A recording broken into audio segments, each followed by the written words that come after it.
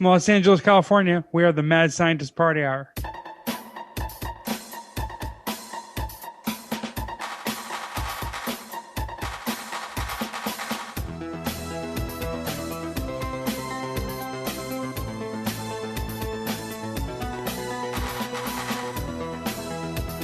Oh, hello, friends! Welcome back to another episode of Mad Scientist Party Hour. My name's Kevin Kraft, and I'm joined, as always, by a man who is completely nude from the waist down, and has just removed a glove, and has slapped his boner across the face with it, challenging it to a duel. That's What's Geoff up? Clark. What's up, y'all?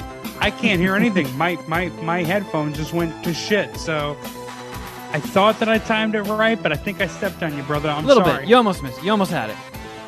And beaming to us from Earth 2, a man whose boogers eat him, Shuddyboy.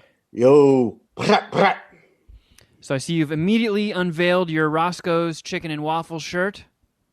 I did. I don't know why. Because it's a cool shirt, and it's Roscoe's, the best chicken and waffles. So I'm guessing you ordered that I off thought the you internet guys were because going it's to be been... more hype than that about this. I mean, we're all on the record of being big fans of Roscoe's Chicken and Waffles. But it's been a long-ass time since you've been in L.A. and an even longer time since we've gone to Roscoe's.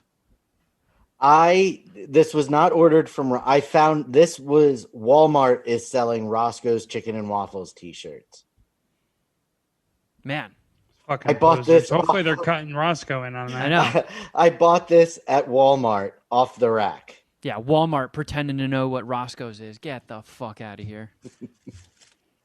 These That was- scumbags. Anybody in Quakertown, Pennsylvania, other than me, is going to see that shirt and be like, "Oh, I love Roscoe's." I feel like Ludacris did his part to make it famous. Wasn't Luda repping Roscoe's back in the day, like 15 years ago? I feel like that was Snoop. It was definitely I mean, Snoop. Well, I feel like Snoop. maybe both of them. I mean, who doesn't love Roscoe's? I feel like That's multiple true. people can rep it. And Luda probably moved out here 15 years ago. So that feels about right. Probably even earlier. He did have an album called Chicken and Waffles, right? I'm not making that up. Okay, then that's probably what you're talking about then. Yeah, Specifically. maybe it wasn't specifically Roscoe's. Right. Now I got to look it up. If chicken it's and not- beer. Chicken and beer. I was gonna say, if it's not the Fast and the Furious movies, I'm not that familiar with Ludacris's catalog.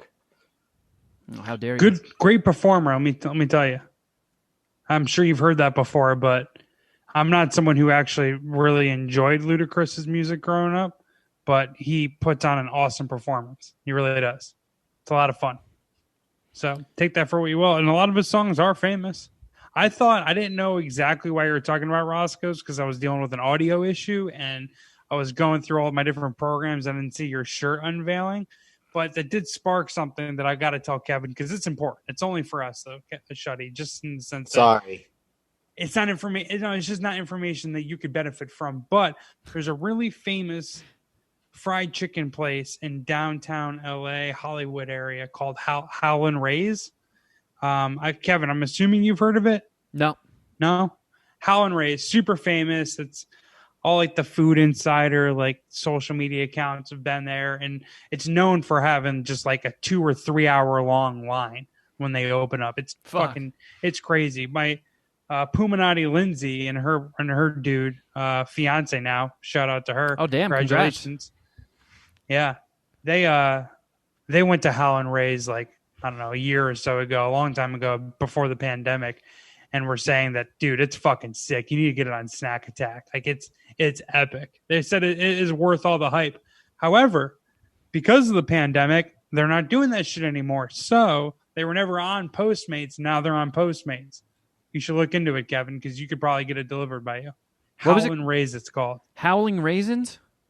Yep. Howlin' Ray's. So HOWLIN Rays, RAYS. All one word. Howlin' No. Rays. Howlin', yeah, Howlin' Nashville Rays. Hot Chicken in L.A. All right. Yep. I got that bookmarked. I'm gonna check it out. Paul said it's because Paul never tried it before. They went to Postmates and he's like, it's worth the hype. They're not fucking around over there. Fuck yeah. Like, all right, man. So, well, as we are about to nail shut this fucking porta potty of a year, this is our final episode of 2020. Shuddyboy's a year older. Happy birthday, Shuddy.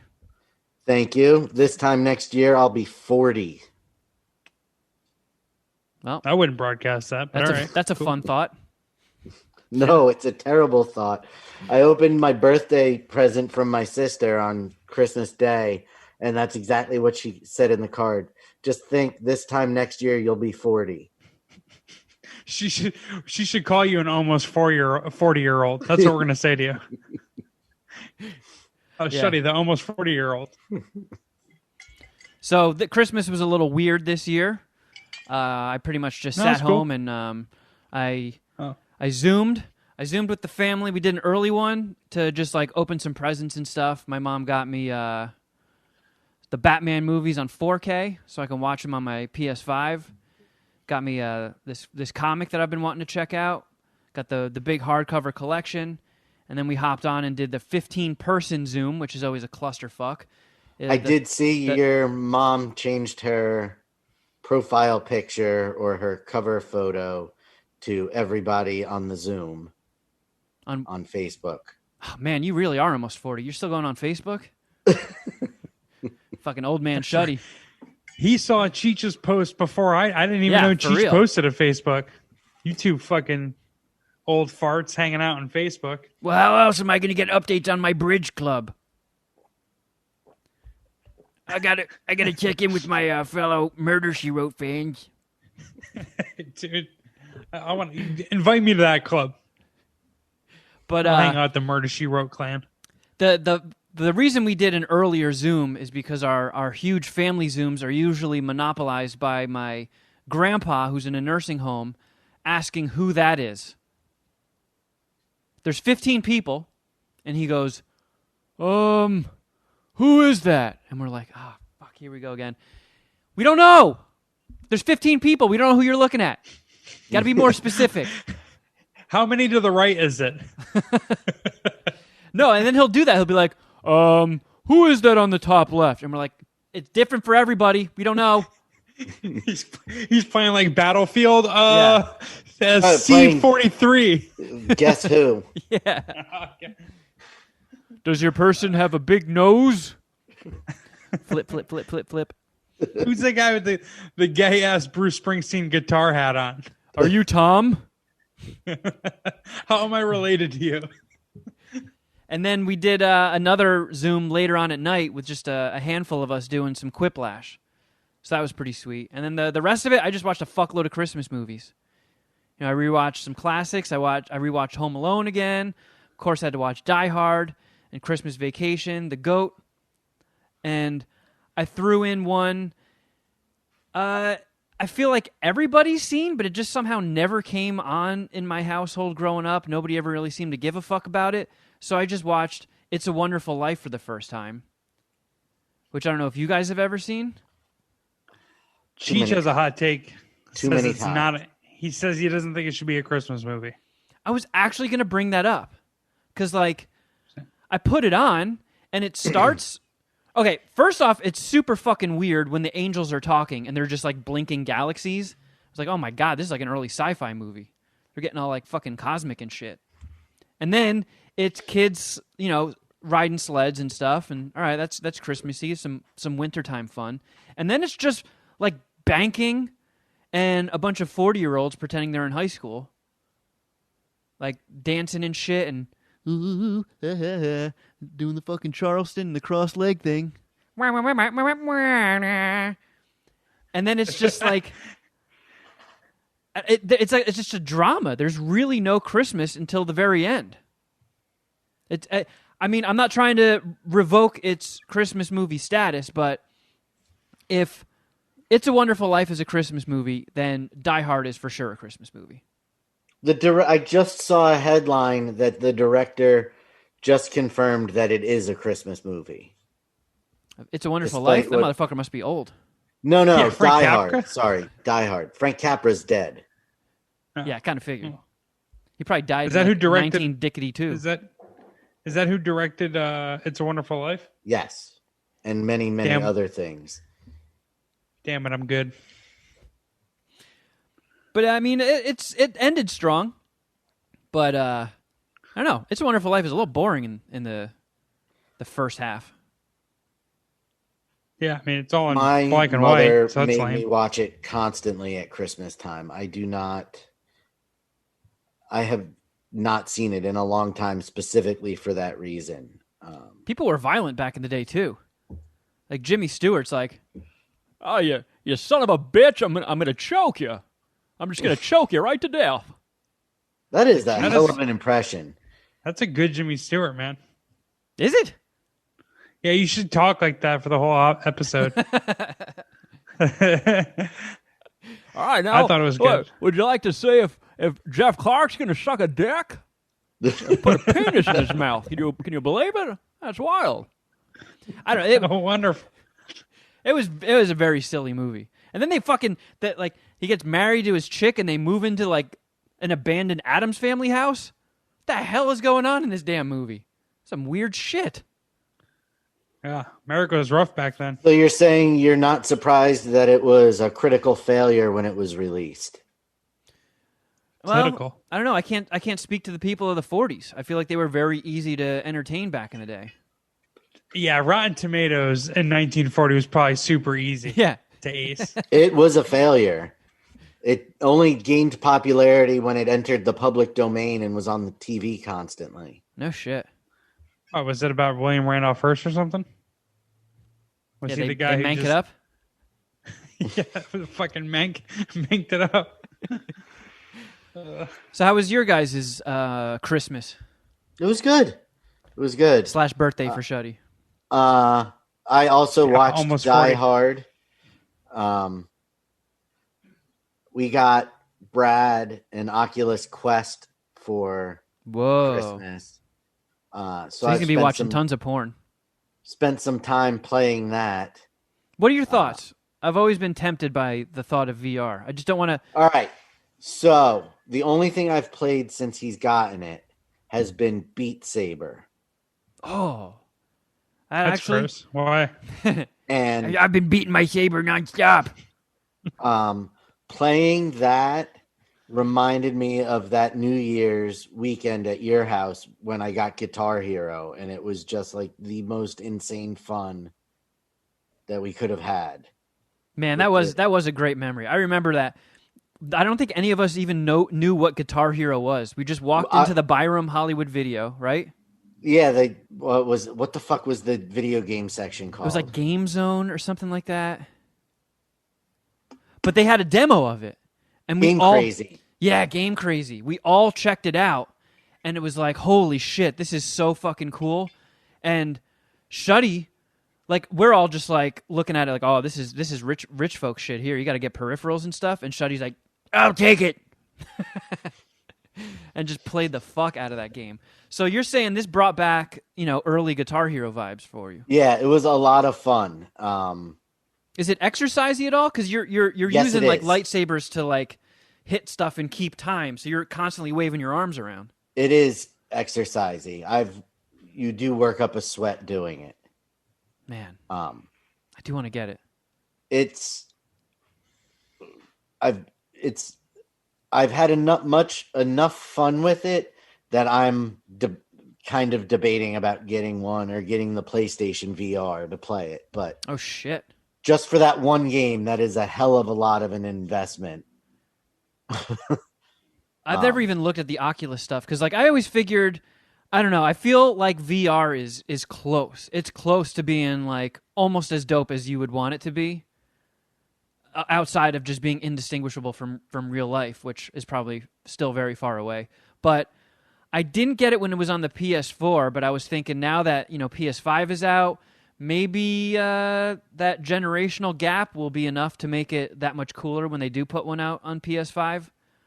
But I don't know. I'm also in that thing where I'm gun shy to, as people on YouTube can see, my apartment very cluttered. And I've actually reached a point now where I know I'm not a true hoarder because I'm just like, I don't want to further clutterify my place. I don't need more video game fucking peripherals. You're also organized. Like, your shit is all neat. Like, that right there, even though you have a lot of shit, it's neat and it's organized. I would never have even entertained the thought of you being a hoarder. Agreed. Really? Like, I look around this stuff and I'm like, I'm a little ashamed of this. So, like, if here, you were a I can hoarder, take my camera off now too. Like that shelf, those are some busy shelves. There's fucking pictures, movies, little figurines placed all over the place. they're busy, but it's organized. You don't have 10-year-old newspapers or old food garbage stacked around. You're not that's true. Hoarding, you're collecting. It's a fine line, but you're on the right side of it. I've hit a couple half-eaten cookies in those shelves before the pandemic. Oh, you son of a bitch. You put those there. If your shelves were organized and then you had behind you that next to the couch was stacked with books that didn't have any place to go, that would be a different conversation, I think. Yeah, and I think, I don't know, I because I collect nothing. We've talked about this before. I collect nothing. I'm kind of on the side that collecting anything is weird, or maybe I'm weird for not doing that. So when I see like someone like you who has things that are important to you, I don't think I'm too much in the minority to make fun of you about that. You're more of a Marie Kondo on things. Yeah, for sure. And because like, I mean, people always make comments about your background, Geoff. You look like you are squatting in somebody else's apartment or like an abandoned apartment. Yeah. Like somebody commented, you literally have a lamp where there's just a single light bulb dangling. Like, with no lampshade. You're so fucking bare bones. You just have like light bulbs on strings. And that's my illumination. Do you like my chandelier? Dude, it's terrible. I bought an industrial lamp through Amazon. I just thought it was a cool design. It was I don't know, it had the same effect as a regular lamp without a shade, but it doesn't. It doesn't illuminate the room as much as I'd want it to. And I'm so fucking annoyed that I can't get a lampshade. And I look, like on the Amazon profile or page for this lamp to see like also customers also bought this or customers also bought that, so I can get a lampshade. And I don't think there's one compatible. So I just bought, and I have 3 of them in my apartment. So I just have 3 shitty lamps that I'm like pot committed to for whatever reason. I mean, I can afford new lamps, but I don't want to. And I don't know. I probably should have just like chalked it up and bought other lamps, but or at least my apartment is pretty. What's up? At least a lamp shade, so you don't look like you live in a saw trap. That's what I'm saying. No lampshade fits on it, as far as I know. How many lampshades have you tried? None. It's fucking crazy. Don't worry about that. I let's just say I have a 0% conversion rate on lampshades. We'll leave it at that. So, Shuddy, did you get anything? Is that Roscoe's Chicken and Waffle shirt a Christmas present? No, this I bought that's right. for myself. Walmart. This, you said. I bought for myself. I got one thing that I can show you. Kay got me this. Man, I was literally about to make the joke. Did you get like a Baby Yoda vibrator? But you have a Baby Yoda that holds a PS5 controller up with his penis. Yeah, a controller holder. Cool. Oh, shit. I'll be right back. This is visual, and I think even though you may pick on me, you'll also enjoy it. Well, I do enjoy picking on you. So, you two riff a little bit about what thing I may be coming back with. All right, Geoff, what's your least favorite thing about Shuddyboy? I don't like how damn old he is. Yeah, we should look into the getting some government breaks for keeping a fucking dried up old fart on the podcast. Yeah, that fucking AARP subscriber or member. I don't even know how the AARP works. I'm not old enough. That's the point. Yep. Man, Shuddy's got a lot of Baby Yoda merch. I mean, you guys all both have stupid shit. I understand why you have. I mean, you guys got like swords and shit. I don't even know what's behind you. Oh, I've got... Who's that? Whose arm is that again? Over your right? Oh. It's Oh yeah. All right, this is super important. Well, Chuck, hey, that's Chuck cool. Palahniuk. That's actually him sign. Yes. He actually signed it, right? Yeah, this is one of his gimmicks. Like, he likes to do giveaways with these things. It's like a severed Halloween arm, and he's got the coolest signature ever. And he just takes like a big chunky marker and writes Chuck Palahniuk on it. This is the guy that wrote Fight Club. So I actually... I hope he didn't spend... I won this at Golden Apple. Oh, because nice. he did sequels to Fight Club. Like, first Fight Club, obviously a novel, but Fight Club 2 and Fight Club 3 are comics. So he did a signing at Golden Apple, and I won a fucking raffle. So I got a picture with Chuck fucking strangling me and walked out with a cool severed fake arm.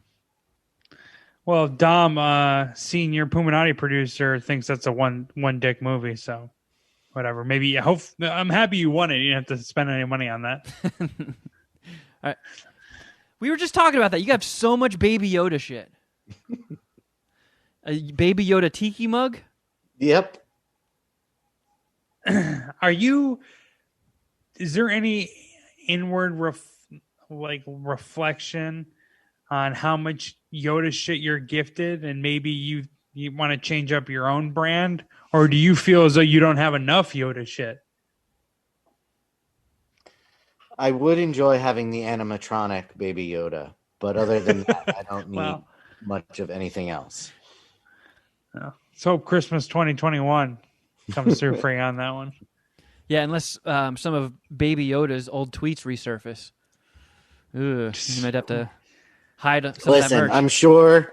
I mean, he is 50 years old, so I'm sure. There's some questionable things at holiday in his past. Yeah. Yeah, he gets sauced up during holiday dinner and gets on his "get off my lawn" shit. I'm sure.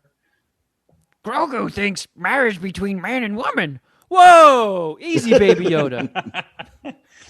Yeah, can you Yoda riddle some racism? That would be awesome. I'm sick of the heat's been on me for the past couple of weeks. You do racist Yoda and get the fucking heat off me. Yeah, I might workshop that character off air a little bit. Yeah, you really got to stick the landing with that one. Yeah.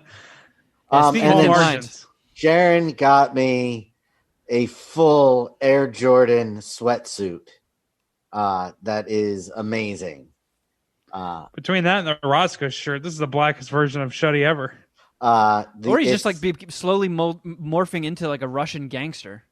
Like we're gonna see John Wick kill you next year. In neon yellow down the leg say Air Jordan, and then the hoodie is black, green, and purple with a neon Jumpman. I would definitely assume you own a jewelry store. It's fucking awesome. Can I interest you in this opal? It's good luck.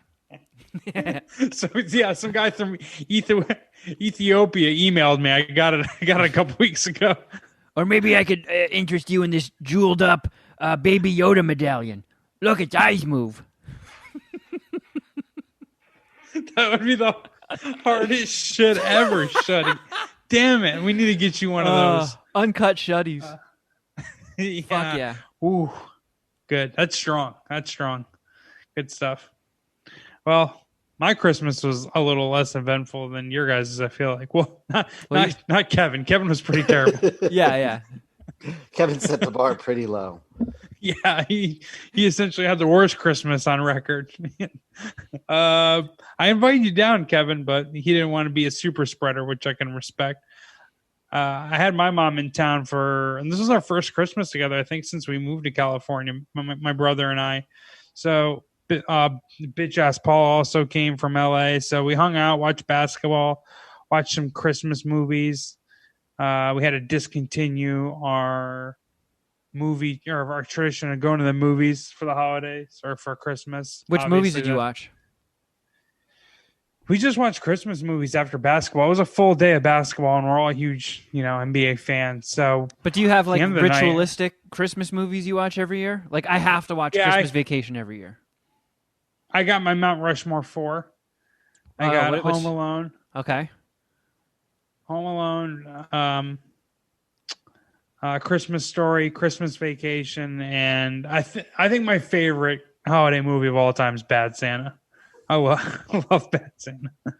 Such a good movie. I watched Christmas Story like 3 times last year, so I gave it the year off.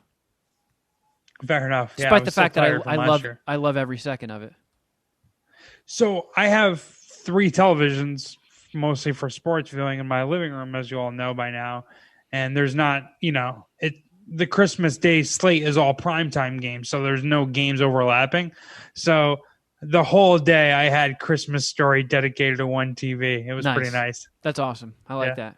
Yeah. Because anytime you look over at it, it's like, a 5-dicker legendary scene. Of course. So like it isn't even a movie. I guess if you've never seen it before, but like, if you're like any normal human being, you've seen it 5,000 times. It's just start to finish epic. Could you imagine being the first person to sell someone Christmas Story? Like, that would be such a weird conversation for me to have. I want to say Nachi, my ex, she probably watched Christmas Story before we met. Yeah, I would assume she has. But other than that, I don't know how big it is in other countries, though. Right, but like, okay, so whatever, an American-born person be like, Christmas Story, was it any good? Like, what, dude? What's that about? Seen the Christmas Story? Yeah. Who's in it? Oh, I've never heard of these people. Darren McGavin, whatever.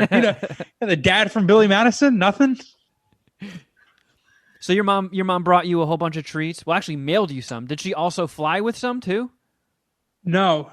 She mailed us, her usual Christmas cookie collection, which consists of these almond/sugar cookies, peanut butter cookies with Hershey Kisses. Those are bomb. And chocolate on chocolate cookies, which are my personal favorite. One of her cousin baked us like a whole cookie spread as well, so she brought that with her. She also gets this beef jerky. My brother like loves beef jerky. I'm not like that big of a beef jerky fan. I enjoy it, but it's not like something I hold in that high of regard. But my mom, like, it's Christmas tradition, has been for years, for our stockings to be stuffed with beef jerky. And we have a really like good place that is like known for its jerky, like, I guess it's called nationwide. Slim Jim. I don't know if you guys have ever heard of that one.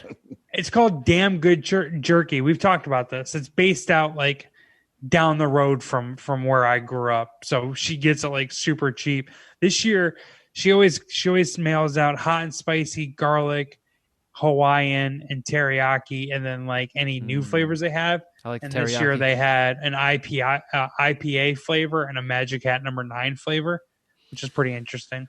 Yeah, I don't know about beer flavored beef jerky. I had one of each. Yeah.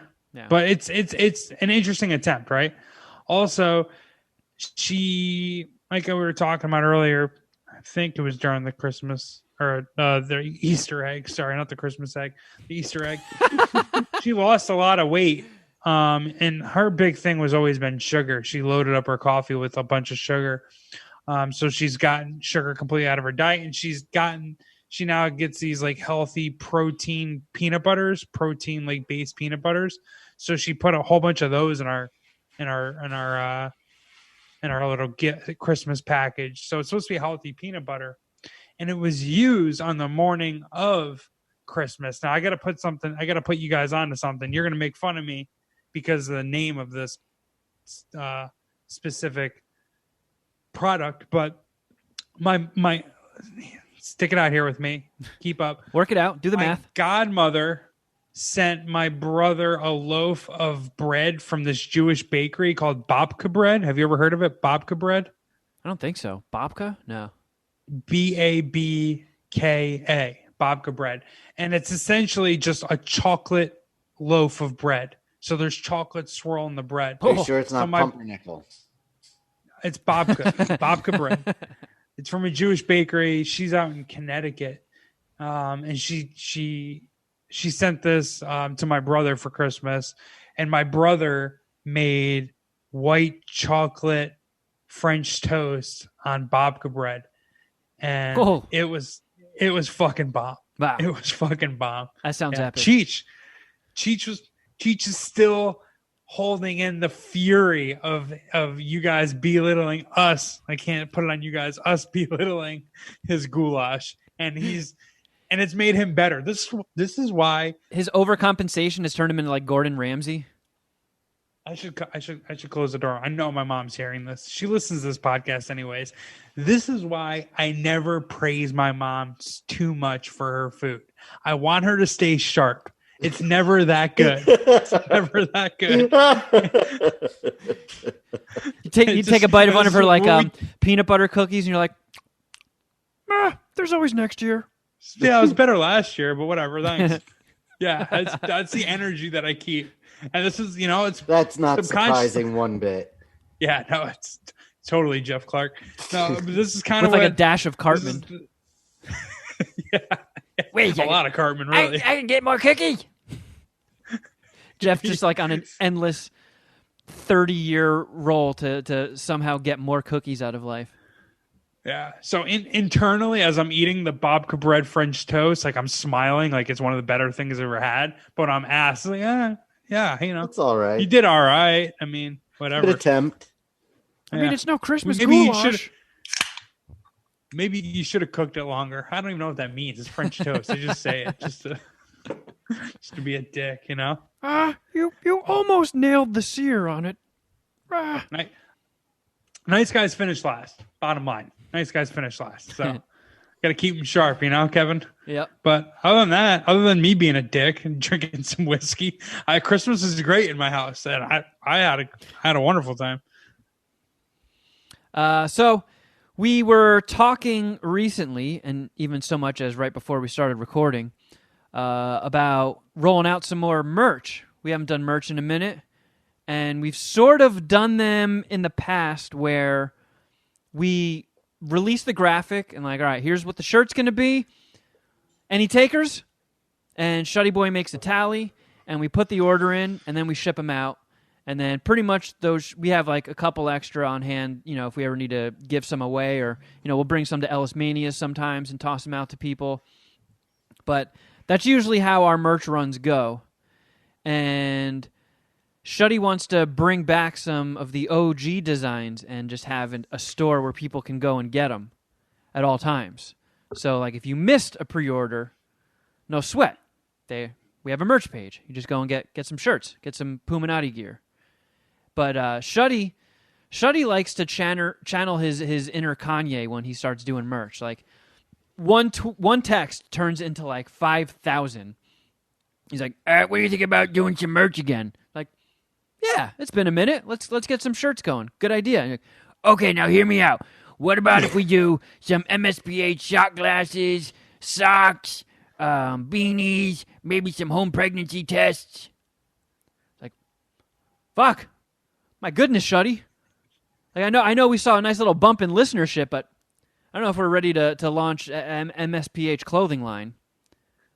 But listen, you've got a case you want to present. Everybody can get what they want. That's all.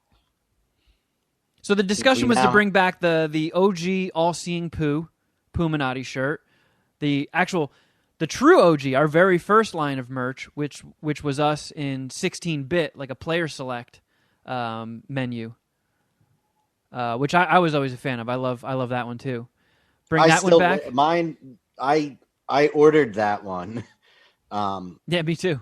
From the merch store back in the day, and I mean, it is beat to death. It's like stained, like it's been through the ringer. It's a house shirt. It doesn't see the light of day, but that was a fun shirt for sure. Yeah, and then bring isn't back. Isn't this all kind of like? I was say, isn't this all kind of beneath us? I thought we were doing Puminati tattoos. Whatever happened to that? I think we talked that one guy out of it. All right. Well, let's revisit it. That was a good idea. And then bringing back the Enter the Dragon shirt. And yeah.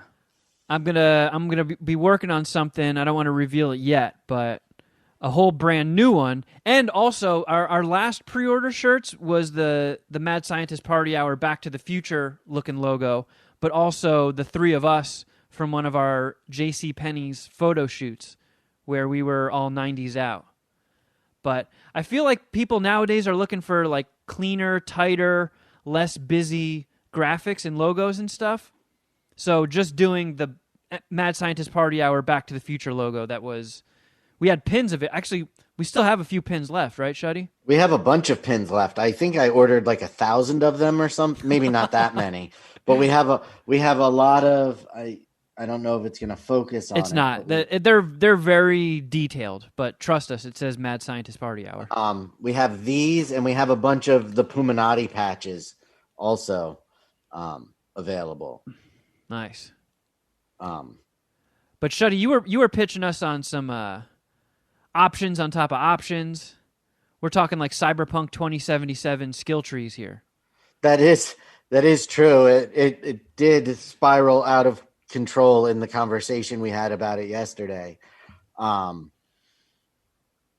I was thinking that because now we have the ability to print as we need them versus having to hold inventory stock, that we could offer everything in a couple of different colors and as long sleeve, short sleeve, or sweatshirt. That was my thought. And we were all a little split on graphics down the arms of long sleeves. But then again, we're a little outside of what's hip these days. You know, I'm fucking pushing 40. Shuddy's even closer. Geoff's not far behind. So I don't know. I don't know how cool we are in the grand scheme of things these days. So who knows what people are fucking looking for. But I don't know. I feel like we should maybe get some Puminati insight and see if people want some down-the-arm graphics and stuff. Yeah, because what my pitch is the Back to the Future logo on mid-chest, and then down one of the sleeves, have it say Puminati. Sort of like these chicken and waffles are down my sleeve. And I didn't think we were going to get this far into the conversation or peel back this much of the curtain. And since we have, I just want to say that I fucking hate that idea. And I have to go as strong as possible now because I'm in broadcaster mode.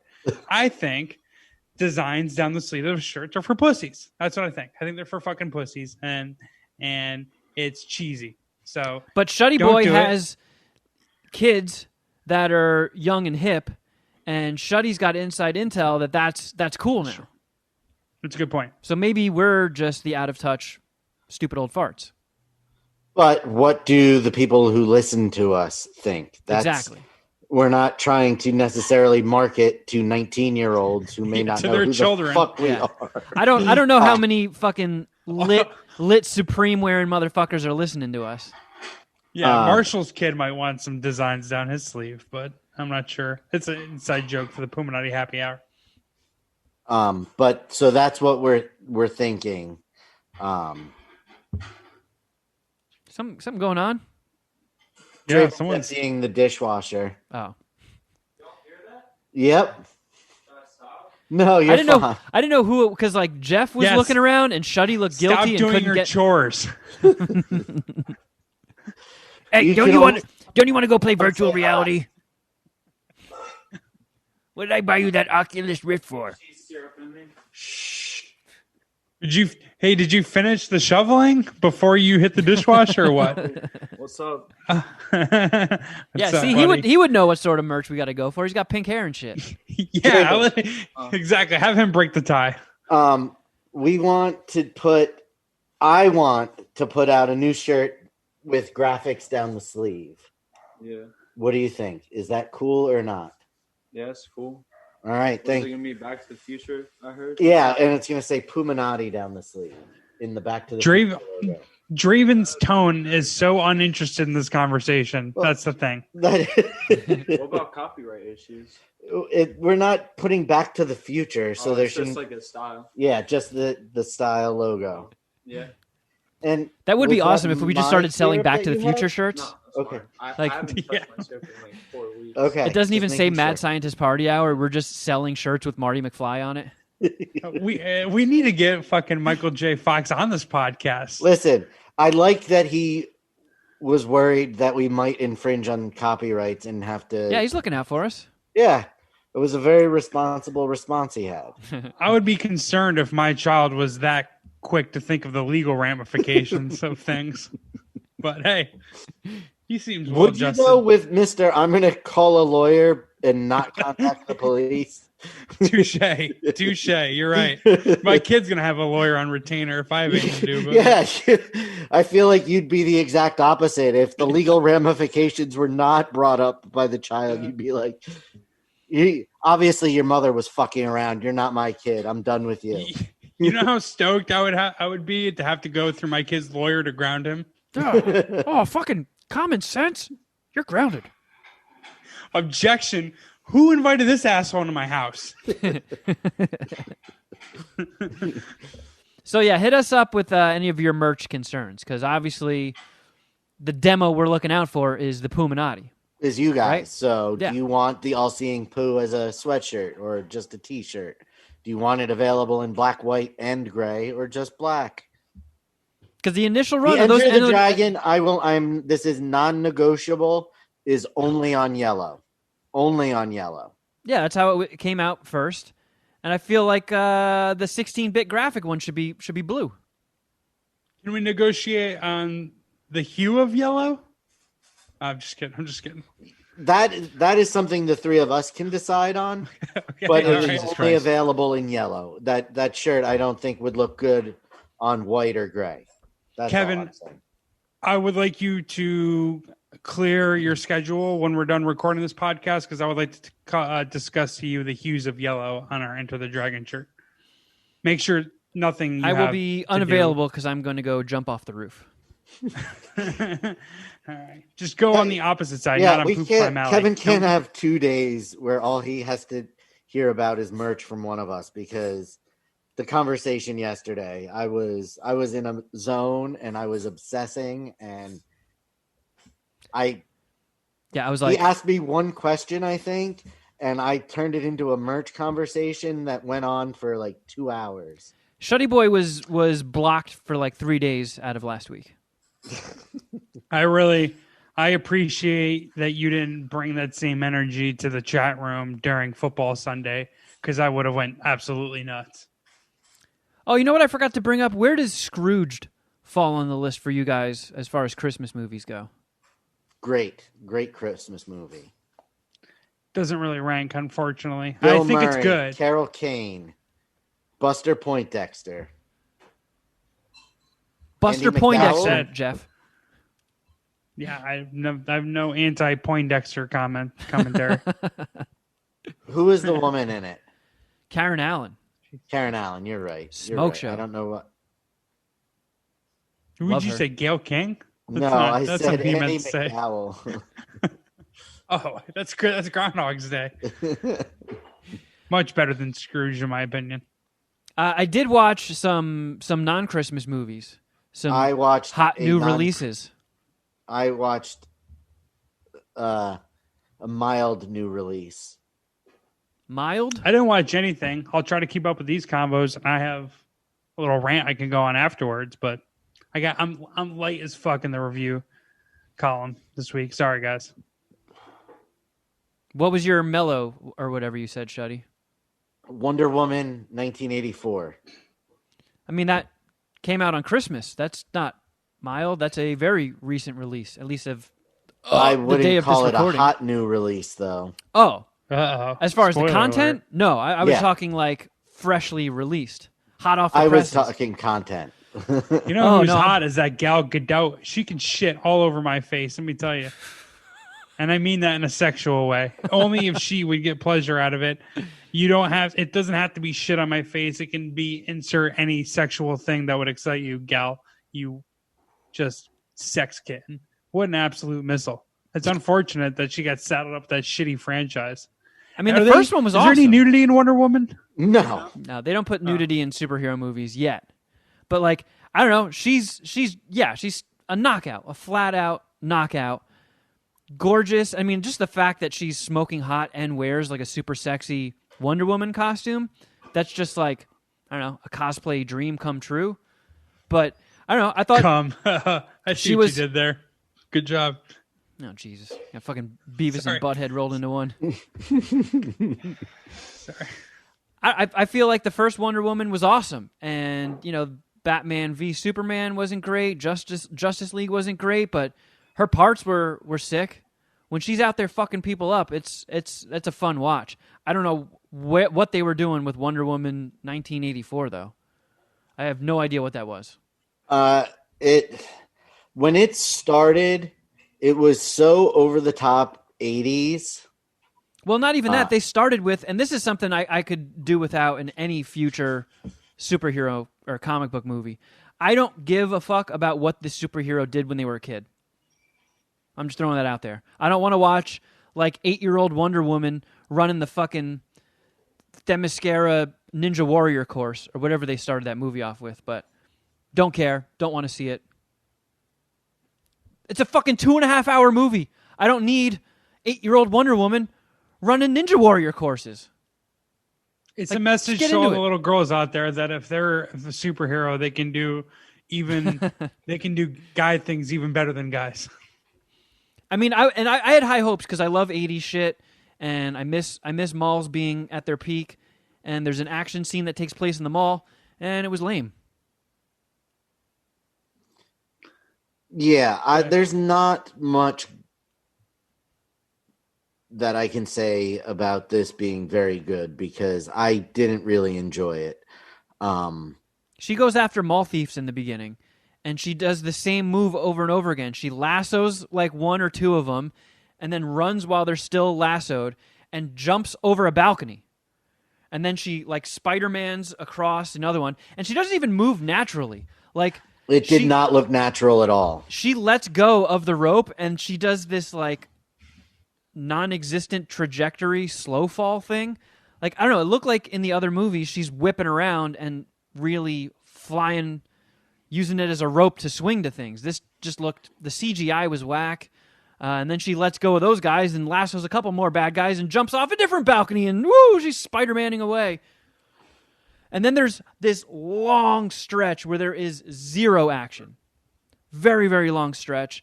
It reminded me of a just bad or maybe even never even shot episode of Doctor Who, because they seemed to just pull the rules out of their ass as it went along. They were just, now he's able to do this, huh? Like the bad guy, Pedro Pascal, takes like some gem. Like everything in this movie is done through wishes. Like every question I had watching the trailer, like, wait a second, Chris Pine, he died at the end of the first one. How is he back? How does Kristen Wiig turn into the villain Cheetah? How is this bad guy a threat? Everything is wishes. It's like Aladdin. Like, they just make wishes on, they hold a stone and they say, I wish for this. And it fucking happens. And then Pedro Pascal, he's the bad guy, and he's somehow turns himself into the wish thing. So he just basically grabs a hold of people. He found like it's like the loophole of when you only get 3 wishes on a genie lamp. It's like, oh well, I'm gonna wish for 1,000 more wishes. Your move, genie. He turns himself into the lamp, so he just grabs people and he's like, don't you wish that I had an 8-foot cock? And they're like, sure, I guess I wish you had an 8-foot cock. And he's like, ha ha! I have an 8-foot cock now. By the way, I will be taking all of your money. Like, wait, you can do that? Like, yeah, because the wishing stone, when you make a wish, takes something from you. And so he was able to become the wishing stone and decide what he was taking from you. Yeah, so he basically just gets unlimited wishes. They don't really explain things too much. So when it happens, you're like, oh, well, wait a second. I didn't know he could do that. That's fucking cheating. What the hell? He makes himself, okay, I don't know, spoiler alert. He just makes a deal with like people, and then he's like, oh, and by the way, now I'm president. What? Fucking guy's president now? With the worst Ronald Reagan lookalike they could have possibly gotten. That guy was supposed to be Ronald Reagan? Well, I'm just assuming since it was 1984. Yeah, Reagan was the president. I couldn't have been more bored. The action was very repetitive. The CGI on Cheetah was terrible. Yeah, awful. I mean, Kristen Wiig, she looked good. Another smoke show. I like Kristen Wiig. She needs to go back that to way. SNL. What? She needs to go back to SNL. Like, can't she do SNL and movies simultaneously? I guess no one goes back to SNL, but I don't know. I feel like her career hasn't taken off maybe as much as it should have because she's one of the all-time great SNL female cast members. She might even be in like the all-time SNL cast list if you had to come down with, I don't even know what the average roster looks like. We'll just say 12. I mean, she's great. I don't know. Outside of like Bridesmaids, like what has Kristen Wiig been awesome in? Or what has been awesome? What movie has been awesome with Kristen Wiig because of Kristen Wiig? She's like the female Jason Sudeikis, but I haven't seen Ted Lasso yet, so. Jeff, I know. For fuck's sake. Sorry. But yeah, I think watch Brooklyn Nine-Nine. Wonder Woman was a pretty solid disappointment. How many Wonder Woman dicks you guys sucking? 2, I guess. 225. Oh wow. You're gonna kiss her after. Nice. It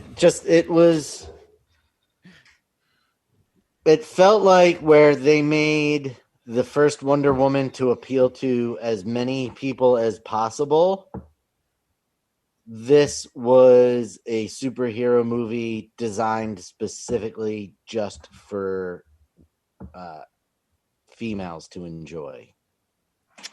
Because it was very much like so Wonder Woman, when she wished for Steve Trevor to come back, started to lose her superpowers, and then she had, in order to get her powers back, she had to renounce her wish. So then she spent time, I don't want to give up my love for my power. It was just very, I don't know. It was. I didn't necessarily get existential. I didn't get the impression that it was just like geared more towards women, but that was another like I laughed out loud when they did that. That was another rule they just pull out of thin fucking air. Like, oh, you can now renounce your wish, and all you have to do is yell to the sky, "I renounce my wish." It reminded me of that moment in The Office when Michael Scott just walked into the room and he goes, "I declare bankruptcy." I was like, this is so stupid. Very dopey. I love that scene. And I don't understand because it was written and directed by the same woman who did the first one. In her ear. The studio got in her ear. We need more girl power. It sounds like a similar like criticism people would have had about that Jessica Alba and Gabrielle Union cop show that was on TV for like 3 weeks. Like in theory, it sounds great. Like 2 good actresses, hot chicks that could be leading women, and there's a whole market for leading women stars. And then they put it on TV and they cancel it in 3 fucking weeks. Like, I don't know. Seems like a similar criticism you got, Shuddy. Maybe you're the non-woke one here. All right. I didn't even see it. So what the fuck am I talking about? I also watched the new Pixar movie on Disney Plus. Soul. Yeah.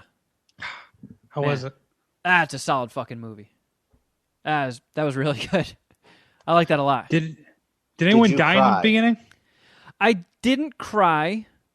Sure. But there might have been a moment or two where I got a little bit of the chin wobbles going on, but it wasn't like I thought it was going to be a lot sadder because it was like, holy shit, Pixar, usually Disney, like they love killing off parents. Simba loses his dad, Bambi loses the mom. Like they always have to start with a parent dying. Yeah, or you're an something orphan. Terrible like in Up. Like that's probably the worst one. Yes, if I ever were to watch Up again, I'm skipping that part that reminds you life goes by in a heartbeat and we're all gonna die. It's like Jesus Christ, thank you. Fuck. But that's kind of what I thought Soul was gonna be. I was like, oh god, here we go. It's gonna make me get all bummed out and thinking about how I'm gonna die someday. But they did it in a much cooler, more easily digestible way. Like Jamie Nice. Foxx's character, yeah, he croaks within like the first 10 minutes. And Spoilers. Jesus. oh, shut up, Geoff. That's what the whole movie's about. They show it in the I trailer. thought it's about Soul. Yeah, he dies in the trailer. Yep, it's about South Korea. Oh, jeez. That was Soul Train. You said Jamie Foxx. I don't know what you're talking about. But I don't know, the afterlife or the weird spirit realm that he goes to is fucking sweet. I thought it was cool. And Trent Reznor does the music for this as well. I don't know how he's doing so many movies, but so they split it up because the movie's also very heavily about jazz. Like Jamie Foxx, when he's alive, is a jazz musician and a jazz teacher. And Trent Reznor and Atticus Ross didn't do the jazz music. They split the soundtrack. The dude who is Stephen Colbert's band leader, John Baptiste, he did all of the original jazz music for it. And then Trent Reznor and Atticus Ross did the Industrial.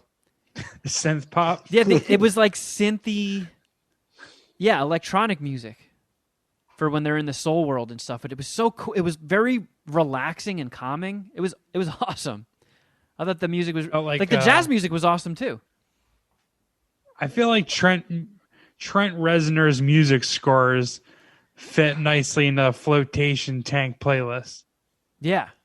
I've been in a flotation tank, and I would actually like to listen to the music from Soul while I'm in there. I need some Trent Reznor right now from Yeah. the Social Network. It had that that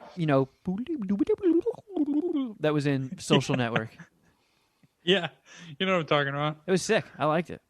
And the movie, like it wasn't a huge bummer. It was mostly just it made you. Oh God, it's so. I hate that because we're such a fucking poopy farty podcast that anytime you say something that's even could be considered remotely profound, it just seems insincere and corny. But it does give you that feeling of life is good and appreciate every moment. Like you do feel good when it ends, and you're like, I want to get out and live. I feel rejuvenated. And what have you done to get out and live? Well, that's That's also Mayor how Garcetti you says done. he can't go out and live. That's the thing. that's also the another theme they hit you with is you don't have not everything has to be some grand experience. Like you don't have to go out and travel the world and go mountain climbing and do all this goofy shit. Like you can just appreciate a small moment where you're sitting outside and a nice breeze comes by and you look up through the trees and one of those little acorn things comes spinning down. Like everything is nice. You don't have to be out there like because I guess a big thing that's hitting people these days is that social media FOMO jealousy shit where you see somebody on social media who's like, biting their tongue and I'm on the top of Runyon Canyon. And then like, oh man, they must be their life must be so much better than mine. They're out hiking and doing all that. Like you can Yeah, still the only enjoy thing your is life. the guy who took that picture wants to kill himself. Yeah, pretty much. I've been that guy before. It was awesome. It was done by the same guy who did Inside Out, which I found kind of underwhelming. It didn't seem like that one had the Pixar magic. This one had the Pixar magic. Soul kicked ass. I don't know why you brought up Eve 6. Whatever. Eve 6. How did Geoff Inside get there? Out, right? Yeah. Oh my God. Fucking Well, reach. some people consider Eve 6 a classic band. I'm not. I'm just saying. All right, well. Nope, Geoff, I was talking about the other Pixar movie.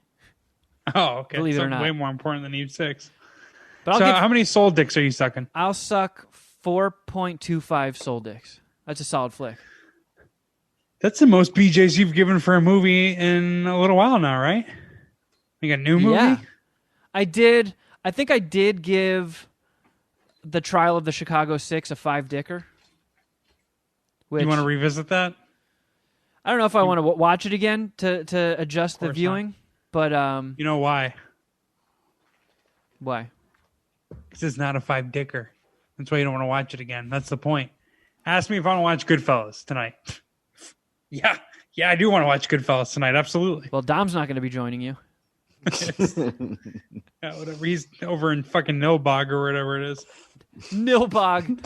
Holy That's shit. a great reference. I know. Geoff. I can't believe Geoff retained enough of Troll 2 to make Troll 2 jokes. I had a whole sheet on my legal pad filled out with notes and stuff. I was ready for that. What the fuck did I just watch? I think we're setting up another one. He's never seen Armageddon, that motherfucker. What are you gonna do if he would rate that one a one dicker? Everyone takes their shot at Armageddon, and I've dealt with it for damn near 20 years now, even longer. That it's just like whatever. There's nothing. It's like when someone comes up to me and is like, "Hey, has anyone ever called you Geoff?" Like there's nothing he can say about Armageddon that I haven't countered before. Like it's whatever, dude. Like I'm sure I'm not going into it assuming that he's gonna love it, even though I'm gonna have the energy of how the fuck did you not love that if he doesn't give it at least 6 dicks. At least I don't know how you can give Armageddon less than 6 dicks. 6 dicks. I don't know. Have I ever minced words about Armageddon, Kevin? Ever? I mean, is Armageddon your just hands down favorite movie of all time? No, it's hands down the greatest movie of all time. Hands down my favorite movie. It's tough to even say what's hands down my favorite movie of all time. It's definitely in the conversation. I think of Armageddon, Goodfellas, Wolf of Wall Street. Yeah, and that's the guy. Terminator 2, Matrix. Those are in the conversation. I guess the niche pick that I would have, if that even is a thing here, would be The Usual Suspects. I absolutely love that movie. But I thought you were going to say something like The English Patient or some shit. No, I guess Armageddon technically would be classified as such. White Man Can't Jump. That's another one that's high on my list. But so, I mean, Armageddon is definitely in the conversation, but I put it in a conversation with heavy hitters that most people agree are awesome. And I have to fight my way in Armageddon's way out of the hole that I dug it. Do you get emotional when you hear that Aerosmith song? Yeah, who doesn't? Oh, Steven Tyler, I don't want to miss a thing either. Yeah. I put my head down, I stick my hand on the TV screen, just like Tyler did. Yeah, all that. Don't think we were going to podcast, an MSPH podcast, let me crowbarring Armageddon into the conversation. Oh, no, it's expected at this point. I think people will be lost without it. Oh, so yeah, it's our podcasting North Star here in MSPH. So, speaking of another one of your, Unabomber style manifesto notepad scribblings, I can tell you're all charged up today. Oh. Geoff, you're reminding me because you sent Shuddy and I some texts, and then I looked at your social media, and I got the impression that maybe Geoff today is in that like Kyle mode, like. He's the guy at the bar with a sleeveless shirt who's intentionally like bumping into people and spilling their drinks, and they'll be like, "Oh, you want to go, bro? You want to go?" Yeah, and nobody's taking the bait, and I feel like you're gonna explode. Like maybe since your mom's in town, you haven't beat off in a week, and you're like all backed up. But I was thinking like, Shuddy and I might have to like, I don't know, try and cheer Geoff up a little bit. You seem ornery. I'm not ornery. I'm not. I have a new segment idea. I don't know how regular or routine it's going to be, but it's essentially where I burn some pussy shit that's going down domestically. I want to call it America is Full of Pussies, right? And what got me thinking about this segment or what sparked or inspired me was Lori Loughlin getting out of jail today. Machine Gun Lori is what I'm calling her now. So Machine Gun Lori just got out of the pen after serving 2 months for the college admissions bribery scandal. You remember this story, right? We talked about it a little bit. Yeah, I'm pretty sure everybody knows Aunt Becky's foibles. She tried she bribed and forged documents and shit to get her kid into college. Yeah, that was part of it. Yeah. So MGL, I feel like she should get the John Berthal and Wolf of Wall Street treatment from someone. I don't know if it's like a university administrator or a fellow rich person she had to die on the cross for over this bullshit. But someone owes my girl a get out of jail party. Her crime is that I guess there was some sort of forgery. I didn't even read that far into the Wikipedia, but she paid $500,000 to a USC admissions committee for a kid to go to USC. And at that point, I'm just automatically like blocking the idea of this could be a crime. Because guess what? This girl would be in school this year. Laughlin would have sunk MGL would have sunk $500K and $60,000 per year for her kid to go to virtual USC. So the joke was actually always going to be on Laughlin. I got to caveat this, Kevin, as you know, there's a lot bigger issues with the justice system, specifically when it comes to racial oppression than a rich person going to the joint, because apparently there's a few new cunty woke ass pussy listeners with delicate eardrums that get a little upset and up in arms if I say something a little un-PC or non-woke. And to that, I would say we do have bigger issues to worry about. MGL doing time for paying for her rich, spoiled kid to go to USC is a crime in and of itself. Look at the robbery that the college cartel is pulling off this year. Virtual learning.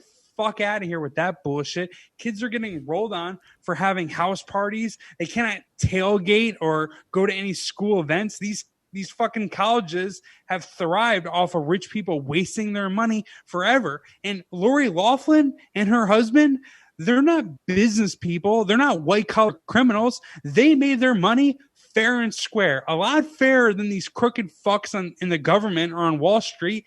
And who wants MGL to go to jail? I'll call them pussies. That's who. I'd see these fucking cornball SJWs on social media whining about how she only got 2 months in the first place. What's her crime against society? And if you want to do some pussy ass shit like make this racial, we can discuss another travesty in the justice system, which is Wesley Snipes, who was sentenced 3 fucking years for income tax evasion. Wesley Snipes should have gone demolition man on the people that put him in jail right when he got out. And is this the worst crime against humanity? Who wants to pay taxes right now? Who's stoked about that? The government pretty much owes us money for their fuck ups, and they're arguing about it literally every fucking day. Did Geoff's shirt change color from the beginning of this rant? I don't know why, but I feel like Geoff was wearing a white shirt before this. No, and now he it's was like, not. Okay. Geoff, imagine there's just like a sharp like fucking. It's almost like Game of Thrones where the Starbucks cup was in the fucking scene. Yeah, I have a different shirt. Geoff's wearing like a hyper light shirt that just changed colors with his rage. I have a haircut and it's red. So are you also pissed off that Felicity Huffman went to jail? Absolutely, it's a fucking travesty. Every one of these people should have never went to jail, and they need to have their public image restored absolutely immediately. So just to play devil's advocate here, Geoff. So you're somebody who you're college educated, you went to college, barely, and you're still paying it off, right? No, or close. You're done? No, I mean I'm 35. We're good here. Okay, but it was a bit of a journey. Like you took a shot in the mouth to get your college education. Would you have been bummed out if your spot at school was taken from you and given to somebody who paid their way in? That's not even a thing. That's nothing. No, not if someone paid $500,000 up front. Like that's what how they did college works. Well, and no one ever gets that email. Hold on a second. So people, like, there was a reason she faked being on, the row team or whatever. Like, she faked all these extracurricular activities that she never did. I think they paid somebody to take the tests for her or some shit. So, like, some people do really bust their balls to try to get into good schools. They actually do the things that she faked on her thing. But you're chill with giving up your spot because some rich girl wants to coast in on cash instead of hard work. I think that premise is fraudulent and flawed. There's no way that a college would turn down, in my opinion, someone who has the ability to get into the college and is willing to pay the money. But there's a limited amount of people that each school admits every year. They don't just take all comers. I'm not sure like what the max is on any specific school, but I mean USC, like if you donate, like Dr. Dre did this too, if you donate enough money to it, like why can't your kid go to the school? Like I don't see as though like any rich kid is taking away another kid's chance at a better college. But they are at a college education. I don't. Okay. But at school, okay, just here again to play devil's advocate. I personally don't think that she should have gone to jail over this. Like I agree with you on that. But I also agree with Kevin's point. Is USC going to give some underprivileged person a scholarship to go to their school? So USC is going to pay for this underprivileged person to go versus getting $500,000 up front from Lori Loughlin, plus knowing that this kid is going to pay. So they're going to be nearly on the, instead of losing, not losing, but not getting almost $300,000 from the underprivileged kid versus getting $800,000 from Lori Loughlin's kid, whether they deserve it or not. That's a $1.1 million swing for the university. Which way are they going? What I just heard was you blaming Lori Loughlin for college being fucking shitty humans and putting out and operating in a shifty way. Yeah, why wouldn't they take more money? Of course, that's the point. They're always going to take the more money every time. And I'm just saying that means that someone who deserved to be in the school didn't get to go. Because USC said, fuck you, we'll take the other person's money, which is always going to be a thing. It wasn't necessarily like, because it wasn't like, here, just give us 500 G's and your kids in. She also had to make up all this shit that her daughter did. And I don't think what was it? Because I don't know. I lost interest in this case so quick. I don't give a flying fuck about Aunt Becky. I don't give a fuck about her rich kid. And I don't give a fuck whether she goes to prison or not, in all honesty. But I saw some shit in the beginning of it that... All right, Geoff, we get it.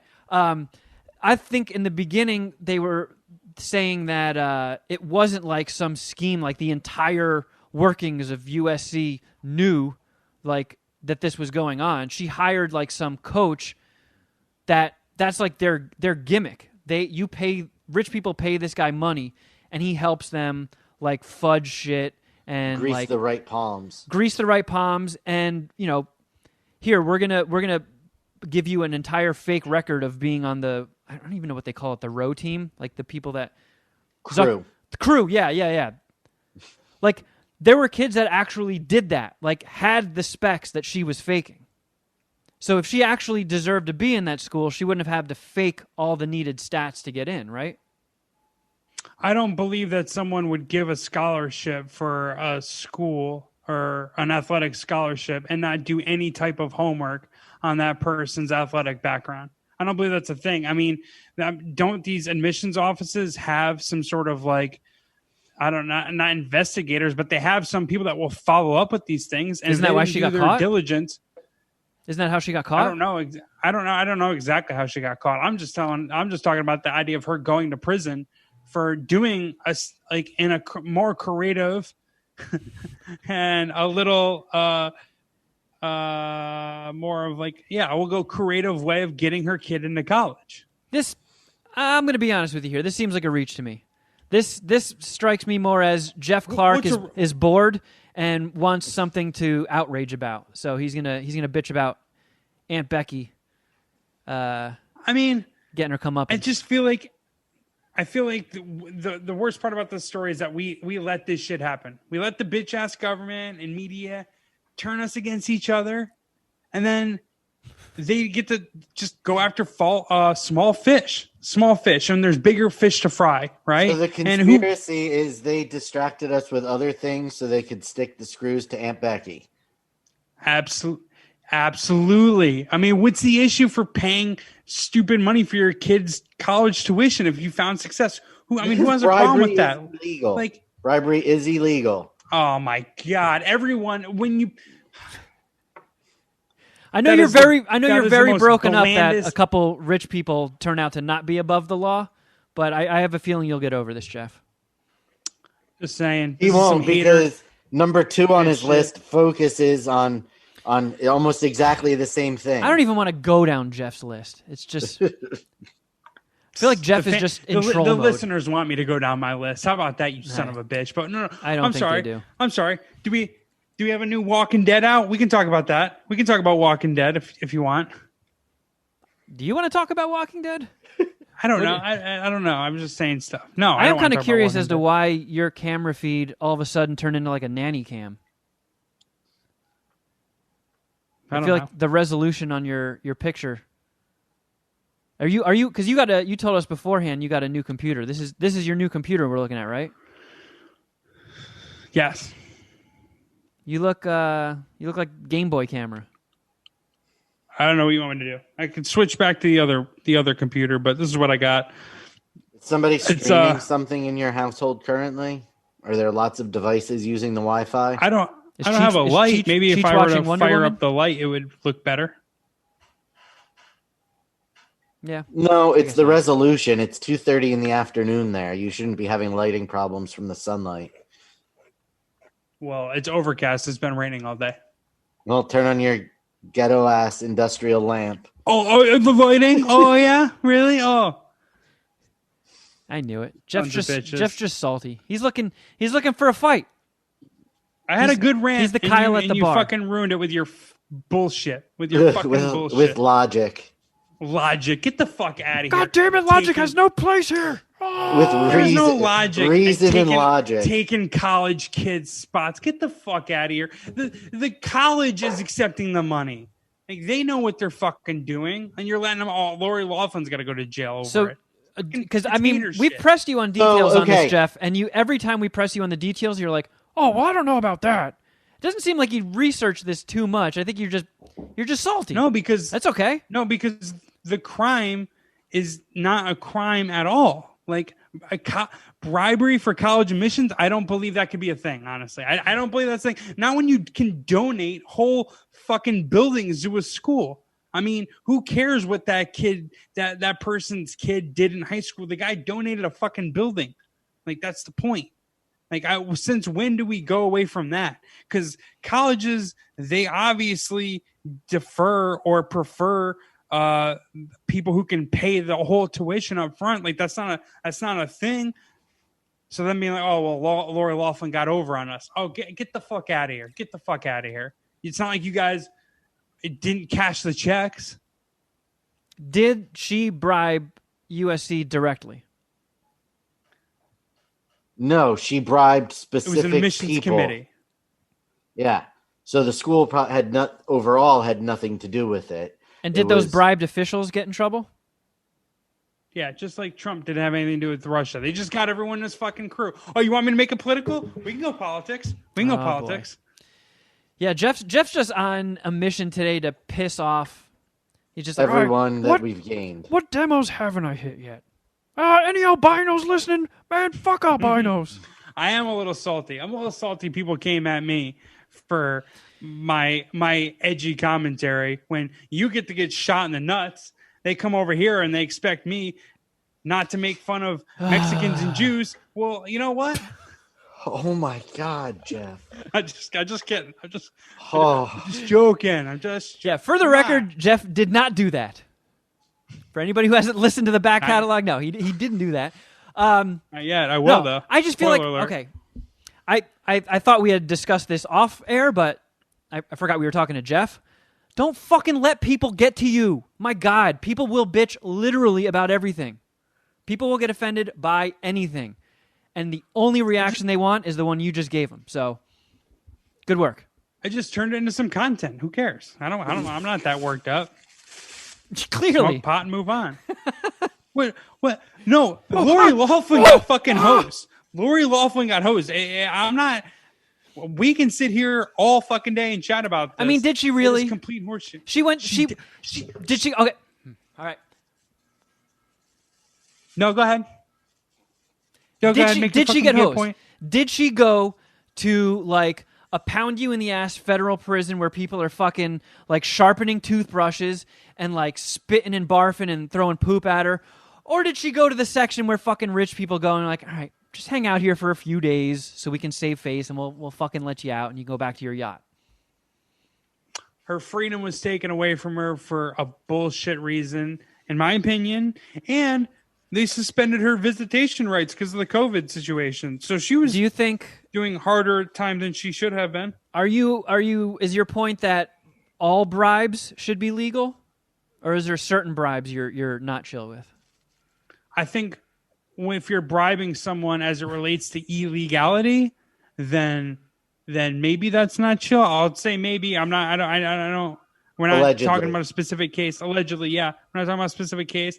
But when it comes to college admissions, where these crooked ass universities are just looking for the most money, all times they're always raising the fucking tuition prices. Like, no, they don't get to say, "Oh, we were duped." Fuck you, you were duped. Fuck you. And Lauren Laughlin, in my opinion, doesn't deserve to go to jail because they call USC the University of Spoiled Children. They like the prerequisite is you need to have money to go there. That is the fucking point. Like they're not turning away people like me who were on the fringe of getting to USC but get absolutely zero scholarship and have to take out loans or have to cobble together tuition. Like they're taking people who are acing fucking tests and killing it in the SATs, or are, related to Dr. Dre or Aunt Becky. Like, it's fucking ridiculous. Like, I get it. Maybe it's a Full House thing. I like Fresh Prince of Bel-Air and Family Matters more, but I don't want Blossom to go into fucking jail for stealing her mom's Xanax. Like, what the fuck are we talking about here? What the fuck? I don't know. I do not know what the fuck we're talking about here. I'm just saying, there's bigger fish. That's what I'm saying. There's bigger fish to fry. And fucking Urkel. What about fucking Urkel, huh? Has anybody thought about Urkel? So, I mean, Martha Stewart, she got a tip. All of a sudden, she has to go to jail for insider trading. Get the fuck out of here. How many people commit insider trading every fucking day? They don't get rolled on it. Martha Stewart's got to go down. And Same type of shit. Why did Alf have to get canceled? He told everybody that he eats cats. I'm going to use the N-word to really ratchet this up. You want me to do that? Was the best thing to happen to her because it gave her cred with people like Snoop.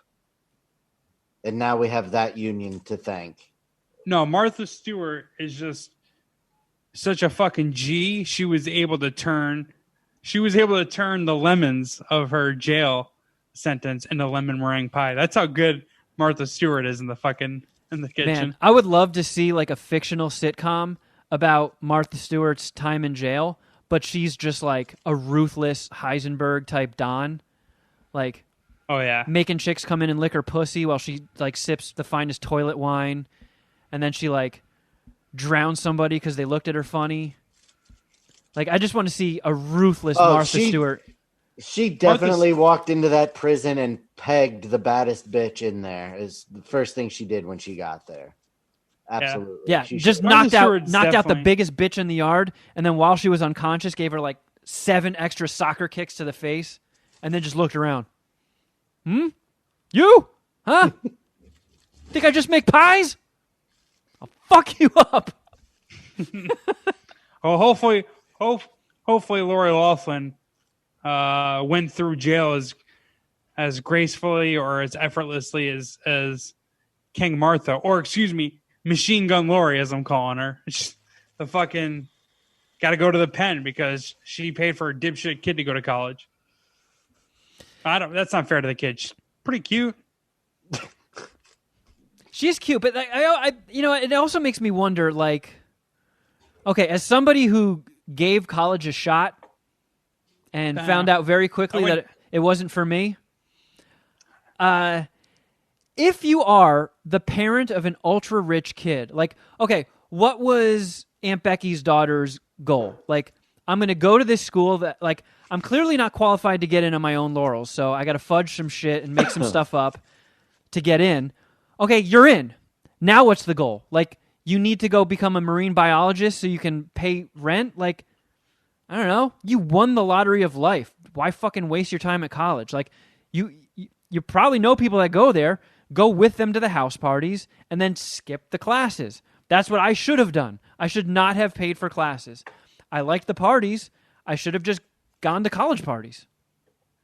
Yeah, but she's not having to pay shit, A, and B, it's like she probably didn't really want to go to USC that much. It was just like her mom said she had to. I'll tell you what, man. She's like, all right, Mom, you figure it out. If I was Aunt Becky's kid, the second I became a freshman in high school, I would have had my mom bribing motherfuckers to take all my tests for me, graduate high school, and then just be a fucking rich hot chick.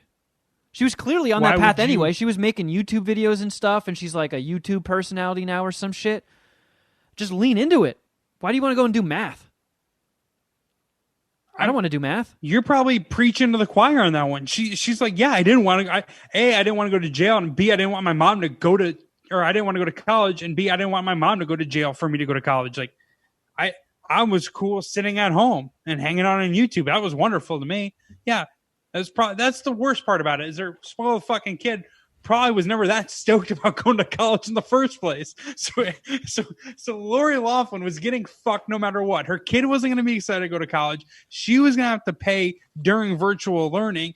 If she got away with it, she didn't. So she served time in jail. And at the core of it, it was her feeling was going in a good place. Like, she just wanted her kid to go to college. Like, it wasn't like, what is the fucking crime? Well, you know, an inner city kid from South Central could have went to college. First of all, the only fucking way a kid from South Central is going to college is if they get a perfect SAT score anyways, and they're not getting kicked out because, or they're not getting dismissed or blown off because of a rich kid. Like, that's not happening. People that can get into a school usually do, or they pick a school that probably better fits them. Fuck right. And I think Jeff's shirt really did change colors. Fuck you for disagreeing, Kevin. Oh, fuck you. I gave you exactly what you wanted, you pussy. Stop acting like I didn't. You kind of did. Exactly. You kind of did. Thank you. You feel better? Yeah, I do. Thanks. That's what we're here America's for, full of pussies, and you're one of them. I got two pussies right here in my Zoom virtual meeting place. Yeah, that's what I meant. You want to go through my other notes? I got Buddhist monks wearing masks. I got. I have a new favorite or anything. Arguing tactic. I have a good arguing tactic I've been using. Okay, yeah. I like Shuddy's idea. Voicemails, yay! These are evergreen. I'll do it next week. Hopefully it's about Lori Loughlin. Let's see. Here's a human. Here is a human. Oh, wait. This might be Arts. Mad Scientist Party motherfucking hour. This is Shelby from El Paso. That is not Arts. Long time listener, long time motherfucking caller. I haven't called in years. A lot. Oh, yeah. I remember this guy now. Shelby. Yeah. He drops a lot of F-bombs. Has happened since then. I've had a kid. I've gotten a DWI.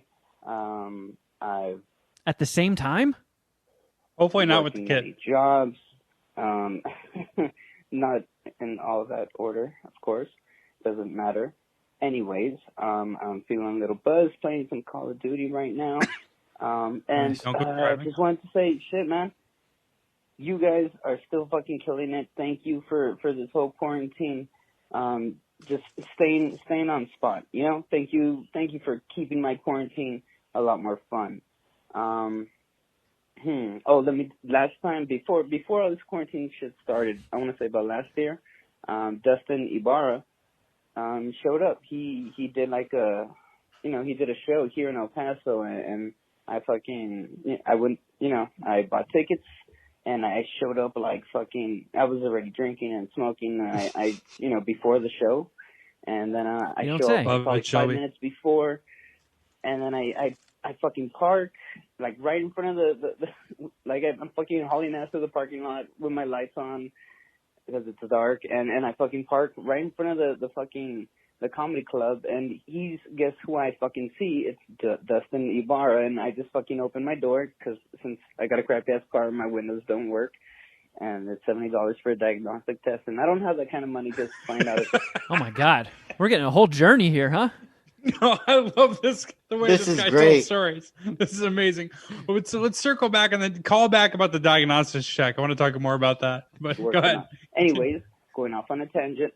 just wanted to say, no, it's cool. Oh, yeah, I fucking opened the door and I see Dustin there, and I just like opened the door and screamed, "Hey, Dustin!" And he's like looked at me all dumbfounded because I got the lights on also, and I'm like, "Yo, hey, you down for a blunt before the show?" And he's like, "Oh, hell yeah!" And then fucking get him in my car. We fucking smoke a blunt. I'm talking about Mad Scientist Party Hour and the crazy Oscar bets you had going on at the time about fucking smoking a bong full of piss.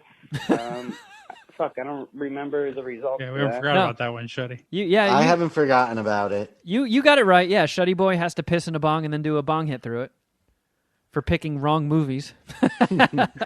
Talk about apt punishments. At least Aunt Becky didn't have to do a bong hit through her own piss. Yeah, you're right. Yeah, she must have the MSPH. We're doubling down on this year. Oh, we can talk about that. You can remind me about that. Anyways, fuck. Voicemails, yay. This is the person speaking here. I just wanted to say, keep on doing a good job, a great fucking job. You guys fucking rule. Thank you once again, and yeah, party on, Wayne. Fuck yeah, dude. Thanks, Shelby. Thanks, Shelby. I really thought for a second that story was gonna, the twist in that story was gonna be him getting a DUI while going to Dustin Ibarra's comedy show.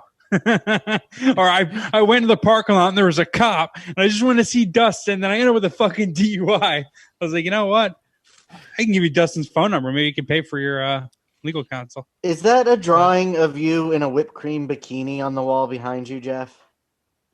No. So the only two things that I have hanging is, you remember, I think still Puminati. I'm assuming still Puminati. The illustrator of Archer. Yeah. Is Puminati. And I believe the illustration or animation team over at Archer listens to our podcast. Either way, if you don't remember, he sent us he sent me at least, or I think Kevin too, a picture of one of their characters, the chubby blonde girl Pam, wearing a whipped cream bikini, and a whole bunch of the animation team signed it. Yeah. So I framed it and posted it. Again, it's not for show. I just had it over my desk, and I just repositioned my desk because people kept getting in my mentions about my fucking bland-ass serial killer walls. And I got that and the Meth Rogan thing that Kevin bought me a while back from this street artist called Hanksy, which A, is awesome because it's something I'm going to keep forever, and B, every now and then it makes me feel bad about myself. And what I mean by that is Kevin has bought me a few gifts over the years, and it's like such a nice gesture. And I'm not a good gift giver. I actually don't give gifts at all. And it's a big part of the reason, not big part, but definitely played into my exit interview with my last relationship. I'm bad at giving gifts. And every now that I see that, I'm reminded that you, my homie, is good at it. You gave Nachi, it's Nachi's birthday, and you gave her like Armageddon on Blu-ray. She opens it up, she's like, here, and hands it back to you. Oh, I mean, honestly, if you don't want it. She was going to get the PS5 and Madden for this year, but we broke up. Merry Christmas. Yeah, we got the New York Giants 2011 Super Bowl DVD. Merry Christmas. Man, I don't know why his voicemail reminded me, but like, so Poopslime Alley has been a little quiet lately. I think I mentioned how, I got called down and they're installing more floodlights in my parking space and an intercom system so they can yell at people, and potentially even a sprinkler system to scare people away.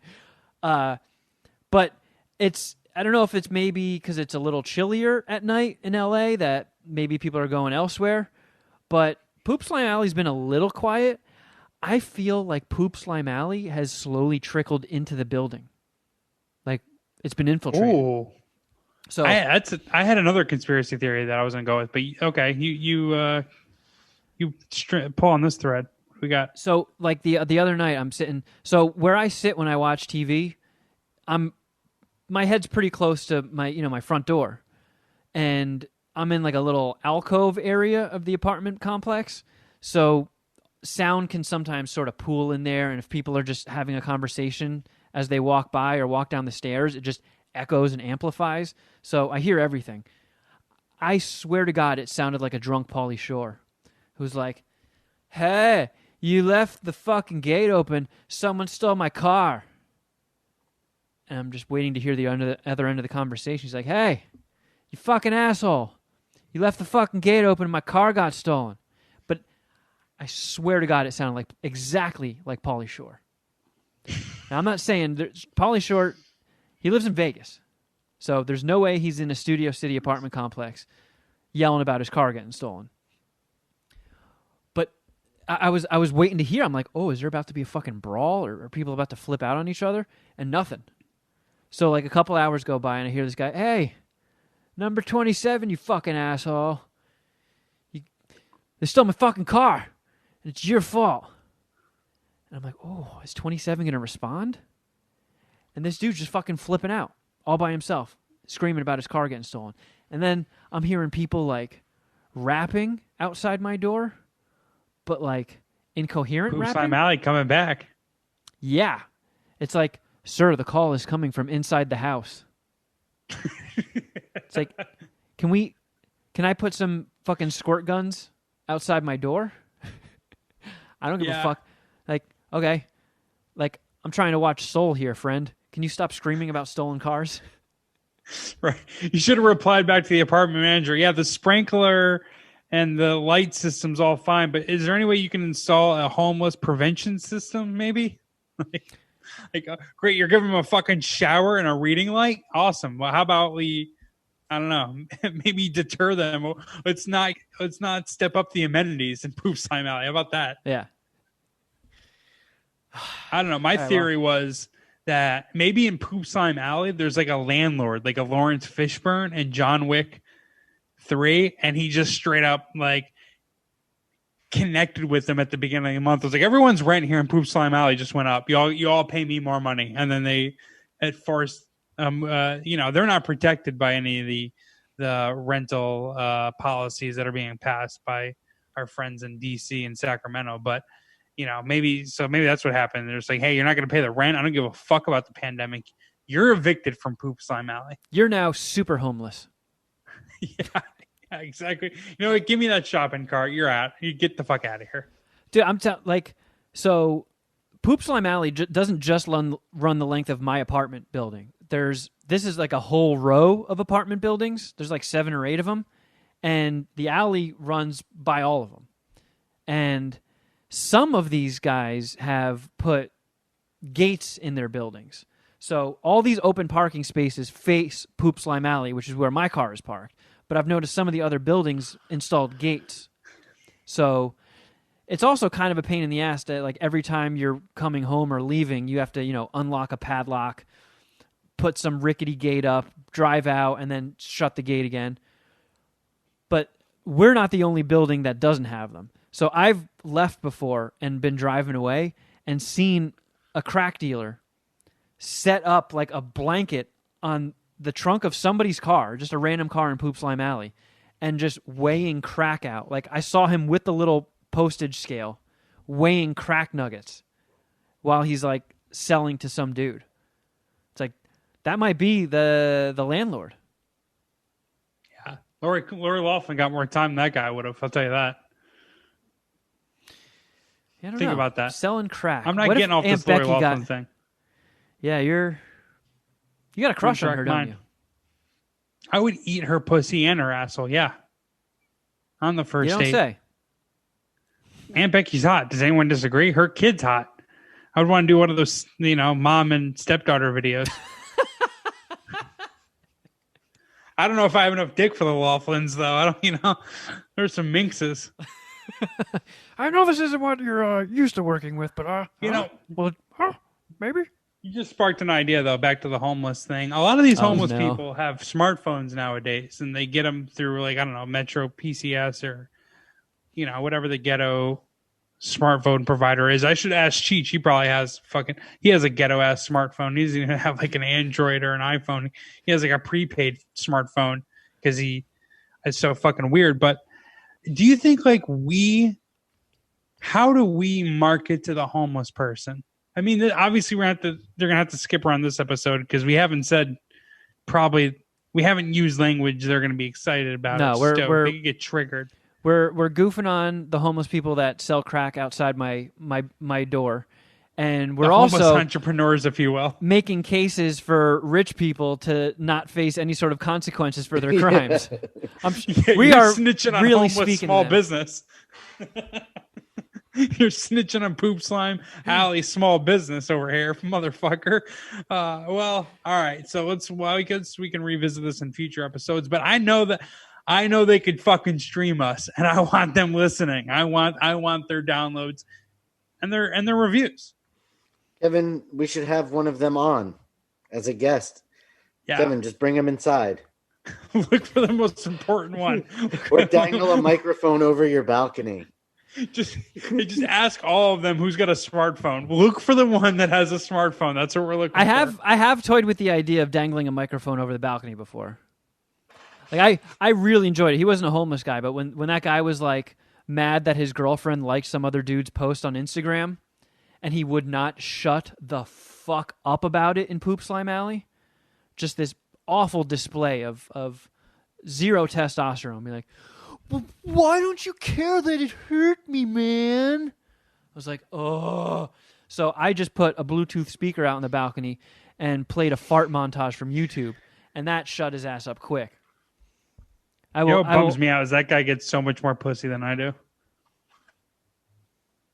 So do the homeless people in Poopslime Alley. Oh, yeah.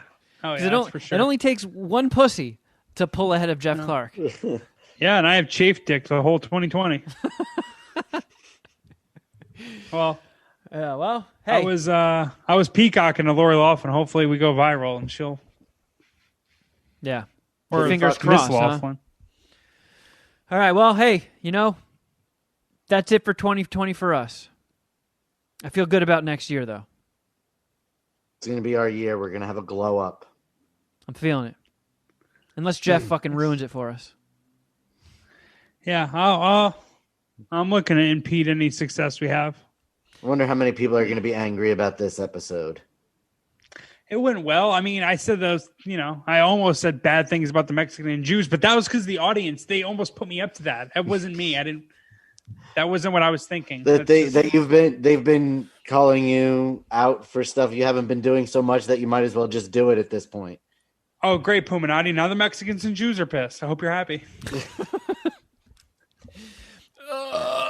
But hey, I hope things pick up for everybody. All the Puminati, us, Aunt Becky, Poopslime. We all need to level up in 2021, and I think it's coming. So thank you all for listening this year. Thank you for ending it for a high note for us. MSPH got a nice needed boost towards the end, and that was awesome. Yes, thank you, everyone. A lot of good feedback from everybody, and people are loving the Patreon. It's I feel like we pulled the nose up a little bit. Feel good. So thank you all. Thank you all to the new people, the old people, everybody who subscribed to the Patreon. And if you haven't, I strongly advise it. And that's not just because we're doing it. I feel like the whole Patreon venture was iffy at the start, and I'm happy with how it turned out. I think we're putting really good shit out there. I love that all the weird, wild shit we just try on a whim, we have a place to put it, and people seem to dig it. I feel like we're about to put out next week episode 10 of Supermarket Queefs. We're gonna eventually run out of episodes of Supermarket Sweep to do commentary tracks for, but I feel like we found a cool thing we weren't doing before. So when we run out of that, we got to just keep trying shit. We'll find another Supermarket Sweep. Yep. I feel like game shows are presumptive. What? So is it too presumptive of me to say future Emmy Award-winning Supermarket Queefs? Well, I don't think they give Emmys for podcasts, but if they start, we'll be the first one, for sure. We might have to upload them with some sort of video slate. I'd even venture to say that Supermarket Queefs will probably be the first podcast to get an EGOT. Oh, Jesus. Yeah, I'm not sure what an EGOT is totally, but that sounds Emmy, fucking dope. Grammy, Oscar, and Tony. I'm starting to think we may have fucked ourselves by making it a paywall show. Like if we had put Supermarket Queefs out as like a free iTunes podcast, it would probably have surpassed MSPH at this point.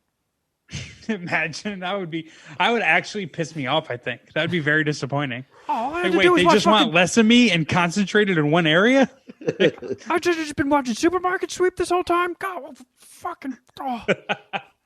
Yeah, and despite all the fucking complaints that I had and whining I had about like a couple of the new listeners, there's a very few, and we've gotten so much overwhelming support. It's been fucking awesome. So just to kind of underline what you said, thanks to the Puminati. It's, it's a bummer how we got here in some ways, but like it's been an awesome end of the year, and I can't wait to continue on moving forward. It'd be your 10th year, right? In Puminativille? Yeah. Technically my 9th coming. I think we might have crossed the 10-year mark. So, yeah. And while we're on this subject, I just want to say that the first episode of the new Jason Ellis show was awesome. It was a lot of fun to listen to. I'm excited. His nutsack doesn't agree. Tomorrow. I didn't mind getting shot in the nutsack. That was worth it. Have a fun little launch thing. Here's the show. Yeah, then a guy gets shot in the nutsack. I didn't talk to you much about passed out in the hazmat suit. Oh yeah, forgot about that. Was it hot in there? Oh my god. Yeah, I was about to pass out. It was gnarly. Yeah. But yeah, the Jason Ellis Show is out. The podcast, it's on Google Play, iTunes, or Apple Podcasts now, Spotify, and all those fucking stupid weird ones. That's the thing that's been bumming me out. People needling like, oh, why isn't MSPH on Pod Toilet? I don't know, because it's on the fucking big ones. I don't know how to put it on Pod Toilet. There's like 5,000 podcast apps. Why don't you just use a big one that everything is on, and then your problems are solved? But yeah, either way. We're big shit. We don't put our shit in the little boutique fucking independent movie theaters. We're on Spotify, dog. We're on Google. We're on Apple Podcasts. Heard of them? Have you heard of them? Yeah, check one of those out.